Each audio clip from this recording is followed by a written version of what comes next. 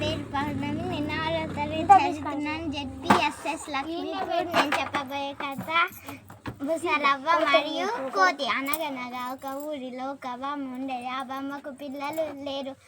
ఆ బామ్మ ఒక కోతిని తెచ్చి పెంచుకునేది. ఆ కోతికి రోజు స్నానం చేపించి ఉతికిన బట్టలు వేసేది. ఒకరోజు ఆ కోతి అడవికి పండ్లకు వెళ్ళింది. అడవిలో తిరుగుతుంటే ఒక చెట్టు మీద పండ్లు ఉన్నాయి. ఆ చెట్టు మీద ఎక్కి పండ్లు కోస్తుంటే ఎవరో వచ్చినట్లు శబ్దం వినిపించింది. ఎవరా అని చూస్తే ఒక దొంగ అటువైపు వచ్చాడు. ఆ దొంగ వెనుకే ఆ కోతి వెళ్ళింది. ఆ దొంగ ఒక గృహలోకి వెళ్ళాడు. ఆ దొంగ తాను తెచ్చిన బంగారం అంతా ఆ గృహలో పెట్టాడు. ఆ కోతి ఆ దొంగ వెళ్ళిపోయాంటే గృహలోకి వెళ్ళింది. ఆశ్చర్యపోయింది. తాను తెచ్చిన పండ్ల బుట్ట నిండా బంగారం నింపి ఇంటికి వెళ్ళింది. బామ్మ పండ్ల బుట్టని దించు అన్న. బామ్మ దించి ఆశ్చర్యపోయింది.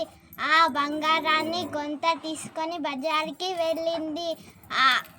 ఆ బంగారాన్ని వచ్చి నా డబ్బులతో వాళ్ళ ఇంటి సరుకులు తెచ్చుకున్నది. ఇలా రోజు సాగింది. ఒక రోజు దొంగకు అనుమానం వచ్చింది. సొమ్ము ఎక్కువ కావాలి కానీ తక్కువైందని ఆ పక్కనున్న చెట్టు మీద ఎక్కింది.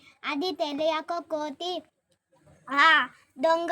దొంగ ఉన్నాడని తెలియక కోతి ఆ గృహలోకి వెళ్ళింది. ఆ గృహలో కోతి వెళ్ళిపోయాంటే ఆ దొంగ చెట్టు దిగి గృహలోకి వెళ్ళాడు.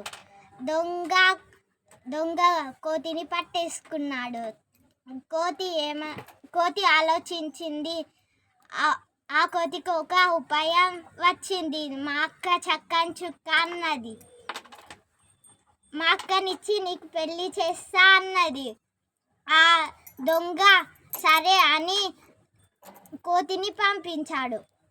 మరుసటి రోజు రానికి పెళ్లి చేస్తా అన్నది కోతి. ఆ కోతి అనుకున్న నేను తప్పించుకున్నా కానీ మా ఇంట్లో ఎవరు లేదని పిండిని తెచ్చి బొమ్మను తయారు చేసింది. బొమ్మకు చీర అవన్నీ వస్త్రాలు వేసి మంచాల పడుకోబెట్టింది. మరుసటి రోజు దొంగ వచ్చాడు. దొంగకు కోతి మా అక్క 5 రోజులు వ్రతంలో ఉన్నది అన్నది కోతి.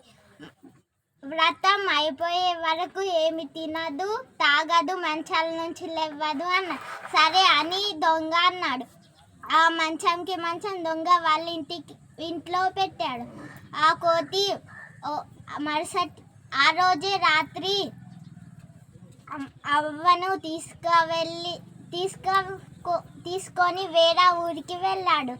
ఆ దొంగ 1 రోజు అయింది, 2 రోజులు అయింది, 3 రోజులు అయింది, 4 రోజులు 5 రోజులు కూడా అయింది. కానీ ఆమె పాల్కోలేనని లేవ్వ అన్నాడు. లేవకపోవడంతో చెయ్యి పట్టి లాగాడు. చెయ్యి ఊడొచ్చింది. కాళ్ళు పట్టి లాగాడు. కాలు ఊడొచ్చింది. కోతి వాళ్ళ ఇంటికి వెళ్ళాడు. కోతి లేరు, ఎవరు లేరు, మోసపోయినా అని ఇంటికి వచ్చాడు.